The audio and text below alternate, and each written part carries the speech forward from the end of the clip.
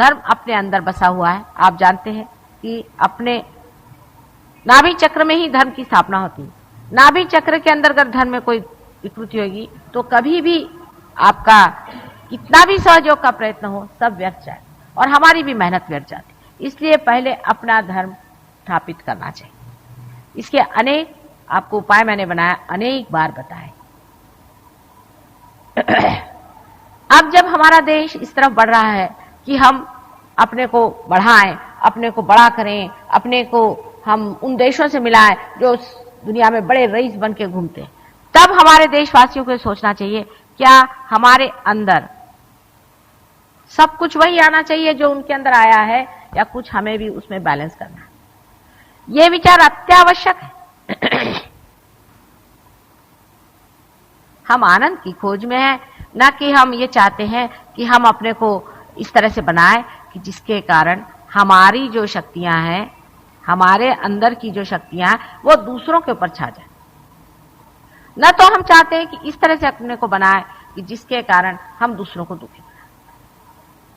सहयोग में अगर आप पार हो जाएं, पार होने के बाद आप जब अपना धर्म स्थापित करते हैं तो आप देखिएगा कि आप में पैसा नहीं आता लेकिन लक्ष्मी आती। लक्ष्मी आपके अंदर आती। पैसा नहीं आता है लेकिन लक्ष्मी आती। लक्ष्मी और पैसे में बहुत बड़ा अंतर है। और अनेक बार मैंने आपको बताया कि पैसा और लक्ष्मी क्या होती है। लक्ष्मी समाधानी चीज है, सौष्ठव है, गौरव है, उसमें एक तेज। लक्ष्मीपति होना दूसरी बात है और पैसा वाला होना दूसरी बात। अब जब पहले जमाने में मैंने कहा आपसे कि बलि का इतना हो गया तो वामन अवतार हो गया, उन्होंने आकर उसका दिमाग ठीक किया। इसी तरह से महिषासुर को जब मारा था, देवी ने आकर के महिषासुर को मारने के बाद उसकी पत्नी महिषी जो थी, उसने बहुत आक्रंदन किया और उसने जाकर के ब्रह्मदेव को खुश कर लिया। ब्रह्मदेव को खुश करना कोई मुश्किल है। जब तप आदि करके उन्होंने ब्रह्मदेव को खुश कर और उनको खुश करके अपने भी शरीर में आप देखें तो हमारी जो वेगस नर्व है, एक साइड में तो काफी लंबी जाती है लेकिन दूसरी साइड में आधी पड़ जाती है। इस गैप को अगर कोई भर ले प्रयत्न से तो वो उसमें शक्तिशाली हो सकता है। यानी हठ योग आदि करके या आपके तप जप करने से और लोग इस शक्ति को प्राप्त होते थे। तो उस राक्षसीन को भी यह शक्ति प्राप्त हुई। उसने ब्रह्मदेव से कहा कि आप मुझे ऐसी शक्ति दें कि जिसके कारण मुझे ना तो शिव ना तो विष्णु दोनों ही ना हरा सके, माने दोनों शक्तियां मेरे ऊपर काम न कर सके, ऐसी मुझे शक्ति दी। और वो स्वयं साक्षात राक्षसी थी और उन्होंने सारे सुरों को मार दिया और सुरों की जो माता थी अदिति वो रोने लगी। उसके बाद में आप जानते हैं कि एक बालक पैदा हुआ और उस बालक ने किस तरह से उसका फिर सर्वनाश किया, महिषी।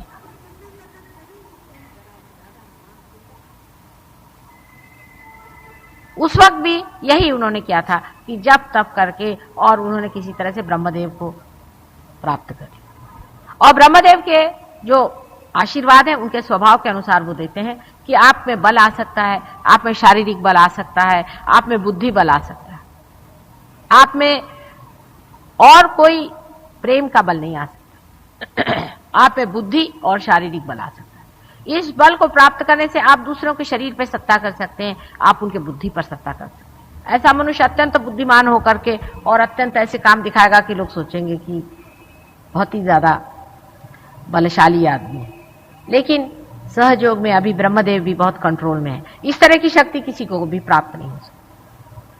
तो राक्षसों ने यह सोचा कि जब हमारे पास ये शक्तियां प्राप्त हो नहीं सकती, जब ब्रह्मदेव से साक्षात हमें शक्ति नहीं मिल सकती, तो क्यों ना हम कलेक्टिव सुप्रा कॉन्शियस में जो लोग मरे हुए हैं उनको ला करके और उनको उपयोग करें,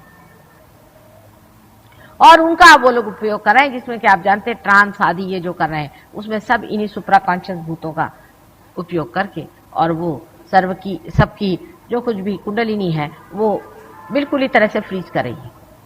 क्योंकि जैसे ही कुंडलिनी देखती है कि ये भूतों के हवाले गए, वो एकदम से अपने को बर्फ बना लेती, फिर वो किसी भी तरह से पिघलने को तैयार नहीं होती। हालांकि लंदन में मैंने आपसे कहा कि उनके भी अनेक शिष्यों को मैंने पार कर दिया, आश्चर्य की बात है, वो भी पार हो।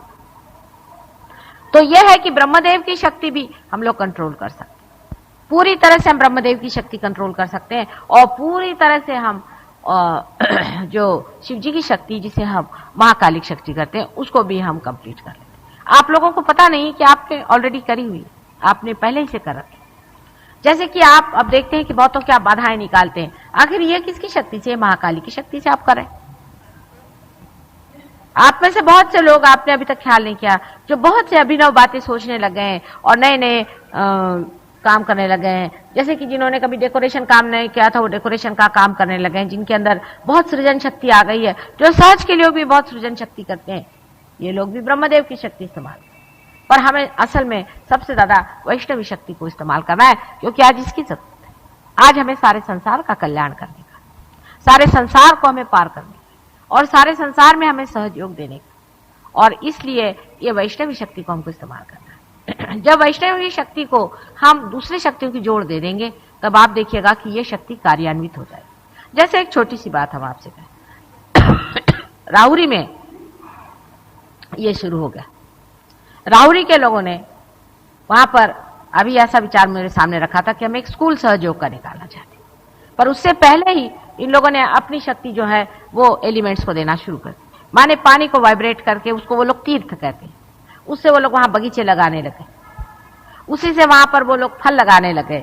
बहुत सारी फलों की और बीजों की जो बीमारियां निकालने लग गए। गाय को वो लोग वाइब्रेशन देते हैं, उससे गाय दूध देने लगे।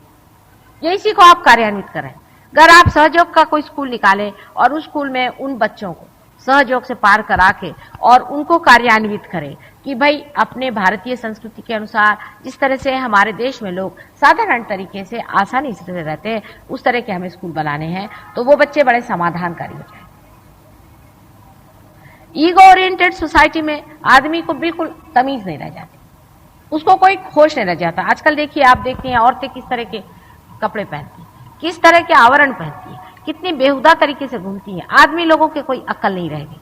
यानी मतलब ये कि वेश्याओं में औरतों में कोई अंतर खासा रह नहीं गया, मतलब उनके विचारों में। इसका मतलब यह है कि ओरिएंटेड सोसाइटी से, इस तरह की ईगो ओरिएंटेड सोसाइटी से आदमी का जो धर्म है एकदम टूटता है। मनुष्य भी उसके धर्म से च्युत होता जाएगा। एक्सट्रीम पे जितने आप जाते जाइएगा उतना उसका धर्म टूटता जाएगा, और धर्म जब टूटता है तो समाज टूटता है। समाज टूटने से सब उध्वस्त हो जाएगा। उध्वस्त होते ही हर एक आदमी अलग अलग हो जाएगा। अलग होने पर जैसे कि परदेशों में हो गया, सब गांजा, स्पिरिट, ये वो फेंक। आजकल के ईगो ओरिएंटेड सोसाइटी का बड़ा सुंदर नक्शा आप लोग देख सकते हैं कि औरतें हैं, बच्चे रो रहे हैं, घर में परेशान है, औरतें ताश खेल रही हैं, बच्चों के प्रति कोई प्रेम नहीं। लड़कियां हैं इस तरह से अपने को आकर्षित रूप से बना रहे हैं जैसे कोई वो प्रोस्टिट्यूट है। उनमें कोई सेल्फ रिस्पेक्ट नहीं रह जाता। यानी आश्चर्य की बात है कि ऐसे लोगों में कोई सेल्फ रिस्पेक्ट नहीं रहता, और इतनी बदतमीजी पर लोग चले जाते हैं कि आश्चर्य होता है कि लोग इस तरह से कैसे चलते हैं। लेकिन इसका वर्णन अपने पुराणों में है कि कलयुग में लोग कहाँ जाएंगे। तो कलयुग में ईगो ओरिएंटेड सोसाइटी की वजह से, रजोगुण की अतिशयता की वजह से ही ये हुआ है। ऐसा पहले भी हुआ था, लेकिन पहले एक आध राजा ऐसे हो जाता, एक आध इंसान ऐसे हो जाता था, एक आध हिटलर हो जाता था। आज ये हालत आ गई है कि हर एक आदमी, जैसे कि सारा कैंसर सारे शरीर में फैल गया। अब इसका बैलेंस सिर्फ धर्म से आएगा, धर्म में जमना होगा, धर्म में बिल्कुल जमना होगा। उसमें से पहली बेसिक 3 चीजें सबने बताई है, उसको छोड़ना है। पहली चीज शराब। शराब जो है ये धर्म को मारती है, आप जानते हैं, क्योंकि आपकी चेतना को मारती है। दूसरी चीज जिसको कहते हैं तम्बाकू। तम्बाकू राक्षसीन का वेजिटेबल रूप है।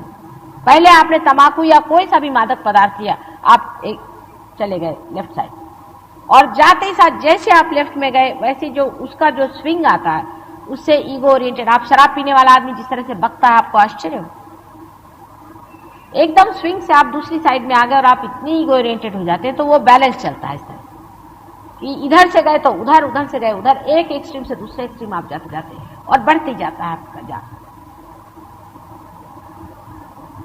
तो दूसरी चीज तम्बाकू आदि कोई भी मादक पदार्थ लेना, किसी भी तरह का, यहां तक सोने के लिए भी टैबलेट्स लेना, उसी हाल में।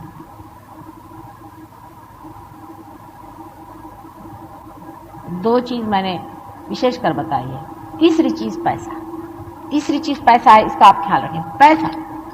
पैसे की तरफ अपना चित्त ज्यादा लगाना, ये भी एक बड़ी हानिकारक चीज, क्योंकि जब आप पैसे की तरफ बहुत दौड़ने लगे तो लक्ष्मी से आप दूर होते जाते। पैसे में आपने चित्त लगाया और फिर ऐसी चीजें ढूंढ के निकाला, जैसे रेस में जाना या ताश खेलना, जिसमें कि आप पैसा कमा रहे हैं, मतलब पैसा एक कॉम्पिटिटिव चीज हो गई, उसमें अपना चित्त पहले उलझा दिया और उसको आप मनोरंजन से जोड़ लिए। कभी आपका मनोरंजन हो ही नहीं सकता, मन आपका ज्यादा ही ज्यादा दुखी होगा और आप इतने ज्यादा उस गर्त में फंस जाएंगे कि उससे निकलना मुश्किल होगा और आपको पता भी नहीं चलेगा।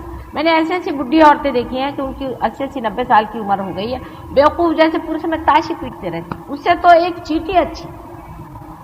ऐसे जीवन का क्या उपयोग है जो सारे समय आप लोग ताशी खेलते रहे? आप सोचिए, बिल्कुल लांछनीय है। ऐसे जीवन का कोई संसार में उपयोग नहीं। परमात्मा ने कहां से ये कीड़े मकोड़े पैदा किए? ऐसा 80-90 साल की औरतें बैठ करके अपनी ताश खेल रही और ताश के साथ में उनके पैसे लगाए, जिसको जुगाड़ कहते हैं। हर हालत ये तीन चीजें तो पहले बिल्कुल धर्म में कभी भी नहीं बैठेंगी। पहली सुपरफिशियली भी आप कर देखें तो ये बिल्कुल ही चीज कर। फिर गहराई के धर्म के जो स्थान है मैंने आपसे बताए थे, और उसको आप अगर फिर से कभी सुने तो बता देंगे कि वो भी स्थान अपने जमाने पड़ते हैं। पर पहले ये तो बेसिक चीज है, जो आदमी ये ही तीन काम करता है उसके लिए बहुत ही कठिन काम। सहयोग में ऐसे लोग नहीं आ सकते, इसलिए आप जानते हैं कि हमारे यहाँ बहुत ही इन्हीं गिने लोग आते हैं, क्योंकि माता जी कहती भाई ये नहीं करो वो नहीं करो। लोगों को तो कन्वीनियंट गुरु चाहिए, भाई पैसा मुझे दे दो बेटे, तुमको जो कुछ करना है वो धंधा तुम करो। अब ईगो ओरिएंटेड सोसाइटी का जो बहुत ही सटल चीज है वो है सेक्स, और उसमें मनुष्य इतना गिरता जाता है, इतना उसको लगता है कि एक औरत मेरे पास है तो 10 होनी चाहिए। फिर वो खोजते रहता है चारों तरफ। उसका चित्त जो है, जिस तरह से ताश में उसका चित्त पैसे पे अटकता है, वैसे उसका चित्त जो औरतों में अटकते रहता है। उसकी आंख सीधी नहीं चल सकती, वो ऐसे ऐसी चलती रहती, सारा चित्त पूरी समय घूमते रहता है। ऐसे विचलित और अस्थिर चित्त को क्या सहयोग दे सकता है? पहले अपनी सेल्फ रिस्पेक्ट बनाए। सेल्फ रिस्पेक्ट जिसने नहीं बनाए उसका सेल्फ कैसे जागरूक हो सकता है? इन लोगों को सेल्फ रिस्पेक्ट ही नहीं है, जो अपने आबरू को इस तरह से सबके सामने फेंके चलते हैं।